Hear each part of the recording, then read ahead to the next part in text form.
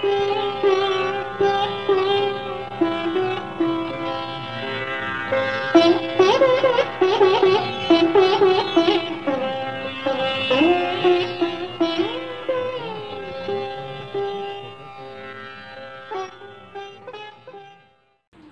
मैं जयती चक्रवर्ती और मैं एक अर्ली चाइल्डहुड लर्निंग सेंटर में सेंटर डायरेक्टर की काम करती हूँ। मेरा काम है बेसिकली बच्चा जो 4 महीने से 9 महीने के बच्चों मेरे पास आते हैं, वो रहते हैं और मम्मी पापा काम के लिए जाते हैं, तो वो बच्चे को वो स्कूल में रख के जाते हैं। जब बच्चों को छोड़ने के लिए मम्मी आती है तो या तो फिर एडमिशन के लिए आती है, तो मेरा बहुत इंटरेक्शन चलता रहता है उनके साथ। तो वो इंटरेक्शन से मुझे एक बात तो पता चला कि एजुकेशन एक प्रॉब्लम है, मोस्टली मदर्स में एजुकेशन एक प्रॉब्लम है। तो आज मैं एजुकेशन और इम्पोर्टेंस ऑफ वर्क, काम करना कितना इम्पोर्टेंट है वुमेन के लिए, वो मैं बोलना चाहती हूँ। तो जो मदर्स मेरे पास आती है ना, उनका वो मोस्टली एजुकेटेड रहते हैं, लेकिन मेरा क्वेश्चन ये है कि वो एजुकेटेड है क्या। क्योंकि जो मेरा एनालिसिस है उसमें से मुझे जो पता चला है कि उनको पता नहीं है कि उनका अर्निंग कैसे वो करेंगे। फिर उनका ये नहीं रहता है कि उनका जो इमोशनल हेल्थ है, इमोशनल रिस्पॉन्सिबिलिटी है, उसको कैसे टेक केयर करें, उनको वो भी बेसिकली पता नहीं होता है। But they are educated. ये एजुकेशन रियल एजुकेशन नहीं है। और ये एजुकेशन हमें चाहिए ही नहीं, जो एजुकेशन रियल लाइफ का कुछ सिखाते नहीं है। बेसिकली मेरा यही है कि जब आज के टाइम पे हम लोग जेंडर इक्वलिटी की बात करते हैं कि सब जेंडर सेम है, लेकिन हम लोगों के जो मतलब यूजुअल घर में क्या होता है, वेरी सिंपल थिंग, कुकिंग। अगर खाना भूख सबको लगते हैं, लेकिन प्रॉब्लम ये है कि खाना बनाने के लिए हमें बस घर के जो औरत होते हैं ना, उनके ऊपर डिपेंड करना पड़ता है कि वो खाना बना के दे, फिर हम लोग जाके खाना खाएंगे। लेकिन खाना भूख सबको लगते हैं ना। तो बेसिकली मेरा सबसे फर्स्ट पॉइंट ये रहेगा कि लड़का लड़की कोई भी हो, बच्चे को सबसे शुरू में जो चीज़ सिखाना है वो है खाना, द बेसिक थिंग, जो कि हमारे पास लाइफ लॉन्ग के लिए रहने वाला है। ऐसा नहीं है कि बस लड़कियां खाना बनाए और वो सर्व करे लड़कियों को। No, it is not like that. तो हमें बेसिकली वो करना ही है जहाँ से रियल जेंडर इक्वलिटी स्टार्ट होता है। तो जेंडर इक्वलिटी स्टार्ट होता है किचन से, and this is what I believe.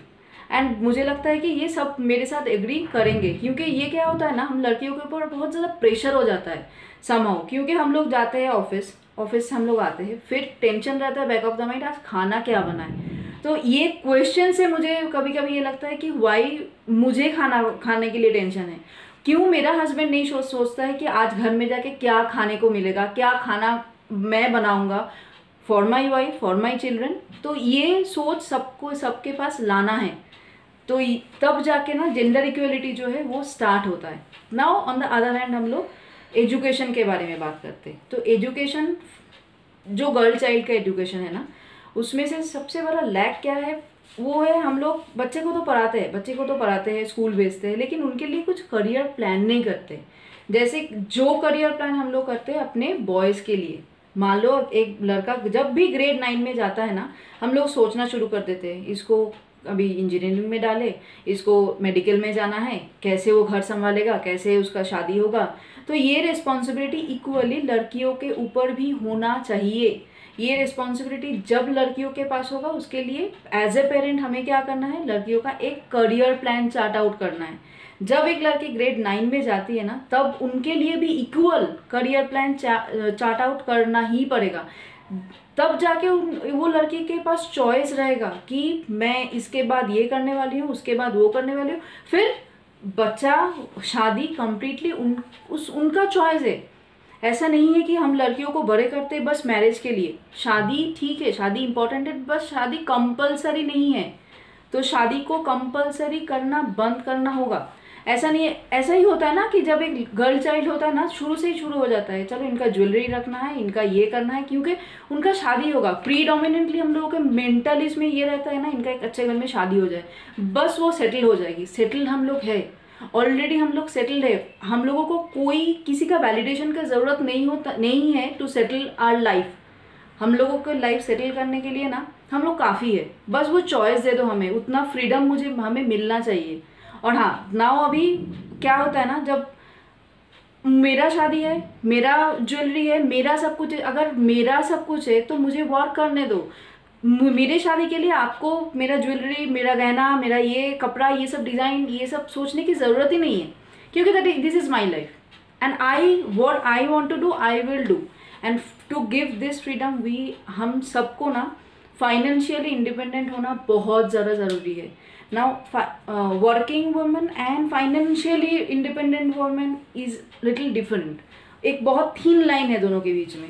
हम लोग काम करते हैं लेकिन हम लोग फाइनेंशियली इंडिपेंडेंट है क्या? नाउ फाइनेंशियली इंडिपेंडेंट का मतलब क्या है?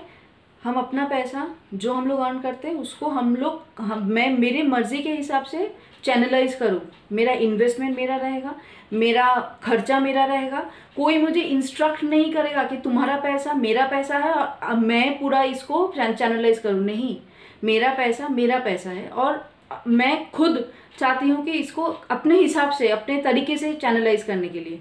और आज के दिन में सबसे इम्पॉर्टेंट, सबसे बड़ा प्रॉब्लम इशू जो है ना, दैट इज़ हम लोगों को पता ही नहीं है कि इन्वेस्टमेंट कैसे करें। अभी बहुत सारा सर्च इंजन है, बहुत इंटरनेट हम लोगों के पास, हम लोग कभी भी सीख सकते हैं और सीखने के लिए ना कोई एज नहीं होता है। अगर मुझे चाहिए तो मैं आज भी कुछ पढ़ के, कुछ करके मैं सीख सकती हूँ। लेकिन मेरा इंडिपेंडेंट होना सबसे ज़्यादा ज़रूरी है। फाइनेंशियल इंडिपेंडेंस अभी एक फाइनेंशियली इंडिपेंडेंट वुमेन का कैसा रहता है ना, उनको पता होता है कि मेरा ये इतना बैंक में इतना पैसा है, मैं इतना खर्चा करने वाली हूँ, लेकिन उसके ऊपर कोई रोक टोक नहीं रहता है। लेकिन ये परसेंटेज बहुत सैडली बहुत कम है। इट इज़ ओनली 45% वुमेन जो अपना फाइनेंस खुद प्लान करती है। बाकी या तो अपने ब्रदर, या तो अपने पापा, नहीं तो अपने हस्बैंड के ऊपर कम्प्लीटली डिपेंडेंट रहता है। तो जो समाज में ना एक प्रोग्रेसिव समाज में ना लड़कियों का प्रोग्रेस होना सबसे इम्पोर्टेंट है। एजुकेशन सबसे ज़्यादा ज़रूरी है, अदरवाइज वो सोसाइटी कभी भी डेवलप नहीं हो सकता है। और दिस इज़ अ फैक्ट कि बिना लड़कियों का ना एक समाज कभी भी डेवलपमेंट के आगे जा ही नहीं सकता है। और हम लोग वहाँ से ही, वो बेसिक उसमें से ही ना लड़कियों को कट डाउन कर देते हैं और उनका पैसा, उनका सब कुछ, लेकिन उनका नाम कहीं पे नहीं आता है। And this is the problem that we should address now, and this is high time that we should address this problem. और बाकी अगर हम लोग एक वर्किंग वुमेन देखें ना, working women plus financially independent women, उनका लाइफ अलग ही होता है। उनका जो बच्चे होते हैं ना, वो उनके मम्मी को अलग नज़र से देखते हैं। उनका जो परवरिश होता है ना बच्चों का, वो अलग होता है, क्योंकि बच्चे देखते हैं कि मम्मी जो है वो मल्टीटास्किंग है, वो सब कुछ एक साथ करती है। तो बच्चे का भी सीख वैसा ही होता है। और बच्चे जो देखते हैं ना, बच्चे वही सीखते हैं, ना कि हम लोग जो बच्चे को बोलते हैं वो बच्चे सीखते हैं नहीं। तो हमारे जो गर्ल चाइल्ड है ना, उनका डेवलपमेंट के लिए we all need a educated mother as well as a progressive father. जब एक सोसाइटी में एक लड़की बहुत सक्सेसफुल होती है ना, उसके पीछे 100% या तो एक प्रोग्रेसिव फादर, या तो एक progressive brother and a progressive husband, इन तीनों का रोल बहुत बहुत ज़्यादा इंपॉर्टेंट होता है। अदरवाइज कभी हो ही नहीं सकता है। और ये सुनने के लिए अच्छा लगता है कि ये सक्सेसफुल मैन के पीछे एक there is always a women, लेकिन हम लोगों को भी अच्छा लगता है हमारे पीछे अगर कोई प्रोग्रेसिव सपोर्ट मिले तो। All we need is support एक बार मिल जाएगा ना, we can do anything. But मेरा एक ही डिमांड है, दैट इज़ हमें अपना चॉइस दे दो, हमें अपनी लाइफ का चॉइस दे दो, जो चॉइस से हम लोग अपने लाइफ के ऊपर कमेंट कर सके। और वो बेसिकली वो चॉइस क्या होगा? वो चॉइस होगा मेरा लाइफ है, मेरा अर्निंग्स है, मेरा घर है और फिर जाके मेरा बच्चा है। तो मुझे जो करना है ना, मुझे करने दो। जैसे कि अगर कोई लड़की को होता है ना कि मुझे काम नहीं करना है, मुझे होम मेकर बनना है, home maker is making is a huge job. तो ऐसा नहीं है कि वो कुछ मतलब वो काम ही नहीं है, लेकिन वो उनका चॉइस होना चाहिए। ऐसे नहीं है कि उनको वही करना है और बाद में जाके काम करना है, ऐसा नहीं। तो मेरा चॉइस है होम मेकिंग करना, आई कैन डू इट, लेकिन मेरा चॉइस है काम करना, वो दैट इज ऑल्सो फाइन। वो भी this is a fact that we all need to understand कि। और हम लोगों के लिए सबसे प्रॉब्लम क्या होता है ना, वी हम लोग सब हर टाइम देखते रहते हैं, या तो पापा के ऊपर देखते हैं, नहीं तो हस्बैंड के ऊपर देखते हैं कि मुझे अलाउ कर दो थोड़ा सा। अलाउ नहीं करना है, फादर ब्रदर हस्बैंड को अलाउ नहीं करना है। क्यों क्यों वो कौन होते हैं हम लोगों को अलाउ करने के लिए? हम अपना लाइफ अपने हिसाब से जिएंगे और अपना पैसा अपने हिसाब से ये करेंगे, यूज़ करेंगे, यूटिलाइज करेंगे। उसका मतलब ये नहीं है कि वो मुझे अलाउ कर रहा है इसीलिए मैं काम पे जा रही हूँ, वो मुझे अलाउ कर रहा है इसीलिए मैं बाहर घूमने के लिए जा रही हूँ। Allow, this is the wrong word. And हम लोगों को वो किसी का परमिशन का ज़रूरत है ही नहीं कुछ चीज़ के लिए। जब एक वुमेन काम पे जाती है ना, तो उनका जो इनसिक्योरिटीज़ है वो भी कम होता है, बहुत ज़्यादा। एक्चुअली होता ही नहीं है, क्योंकि वो बिजी रहती है अपने लाइफ में, अपने जॉब पे, अपने वॉट एवर इट इज़। लेकिन जब कोई एक घर पे बैठती है ना, घर पे बैठती है इन द सेंस घर का काम करती है ना, तो उनको लगता है कि ये जो घर है ये मेरा किंगडम है, उसके ऊपर मेरा राज चलने वाला है। तो ये इतना उनके डीप रूटेड प्रॉब्लम हो जाता है ना कि वो कभी उनसे बाहर सैडली आते ही नहीं है। तो मान लो कि आज मेरे लड़के का शादी हो गया, उनका बीवी आई घर में, लेकिन she is not ready to leave the space. वो स्पेस देने के लिए वो रेडी नहीं होता है, क्योंकि वो तो बेचारी, उनकी प्रॉब्लम वो भी नहीं है, वो 20 साल से 30 साल से उसके ऊपर ही सब कुछ है ना। तो दिस इज़ हर किंगडम। तो वो किंगडम के ऊपर लगता है कि कोई आ गया तो मेरे ऊपर मेरा पूरा जो बचा कुचा जो भी था वो भी चला जाएगा। तो ये सब कुछ ना इनसिक्योरिटीज से आता है। तो इनसिक्योरिटीज ये इतना लेवल तक जा सकता है ना कि वो फाइनली एक मेंटल डोमेस्टिक वायलेंस में भी जा सकता है। एंड हम हर टाइम नहीं बोल सकते कि हस्बैंड खराब है, नहीं, ऐसा नहीं होता है। अब दोनों का जो बैलेंस होता है ना, वो इट्स वेरी इंपॉर्टेंट। जैसे कि अगर एक इनसिक्योर्ड वाइफ कंटिन्यूअसली एक हस्बैंड के ऊपर कुछ ना कुछ बोलती रहती है, तो फिर वो हस्बैंड के लिए भी at some point of time लगता है कि दिस इज टू मच, ये बहुत ज़्यादा हो रहा है। एंड वहाँ से क्लैशेस स्टार्ट होता है, वहाँ से डोमेस्टिक वायलेंस स्टार्ट होता है। और डोमेस्टिक वायलेंस ये नहीं है कि आपको मार दिया और ये डोमेस्टिक वायलेंस हो गया, no. Mental violence is the main cause of domestic violence. और वहाँ से ही वो सामने आता है। मार और ये तो इट्स लाइक ऊपर का देखने वाला चीज़ है, लेकिन मेंटली क्या चल रहा है ना, वो किसी को पता नहीं। So to give a piece of mind, to give a respect to our own mental health, हमको ना कुछ करना है। या तो मैरिड अनमैरिड वुमेन कुछ ना कुछ करना ही है। और अपना पैसा लिया तो वो पैसे को यूटिलाइज कैसे करें वो भी जानना हमें बहुत ज़्यादा ज़रूरी है। नहीं तो फिर वही हो जाएगा ना, अपने पैसा लेके आए और पूरा हस्बैंड के ऊपर डिपेंड हो गए, या तो फिर फादर के ऊपर डिपेंडेंट हो गए, ये भी नहीं है। और ये जो मेंटल इनसिक्योरिटीज होता है ना, वहाँ से शुरू होता है इन डिसरेस्पेक्ट। तो ये डिसरेस्पेक्ट भी एक बहुत इम्पॉर्टेंट पॉइंट है, जो आजकल नहीं, बहुत दिन से चले आ रहे हैं कि घर में किसी को कुछ बोलने के लिए भी ना सोचना पड़ता है कि मैं ये बोलूँ, ठीक है जाने दो, नहीं बोलती हूँ। ये जो फ्रीडम ऑफ स्पीच है ना, ये भी कहीं पे कॉम्प्रोमाइज़ हो जाता है डिसरिस्पेक्ट के लिए, क्योंकि शायद उन्होंने कभी एक्सपीरियंस किया होगा कि वो कुछ बोलना चाहती थी और हस्बैंड सबके सामने बोल दिया तुम चुप रहो, बाद में बोल दो। तो यहाँ से उनको शुरू हो जाता है वो स्पीच का इनसिक्योरिटी कि मैं बोलूँ कि ना बोलूँ।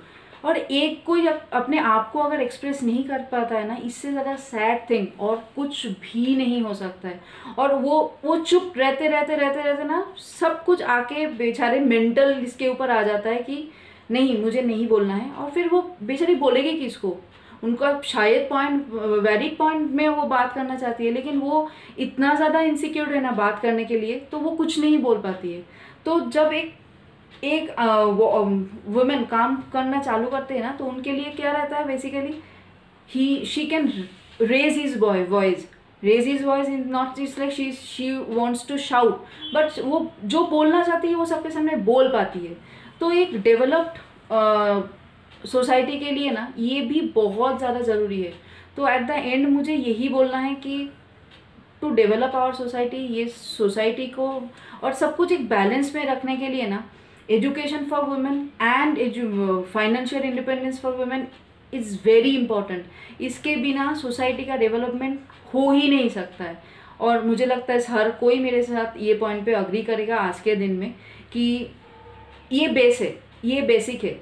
तो ये प्रोग्रेसिव इंडिया वॉटेवर हम लोग अभी बोलते हैं ना, इसके पीछे औरत का होना और एक प्रोग्रेसिव औरत का होना बहुत इम्पोर्टेंट है।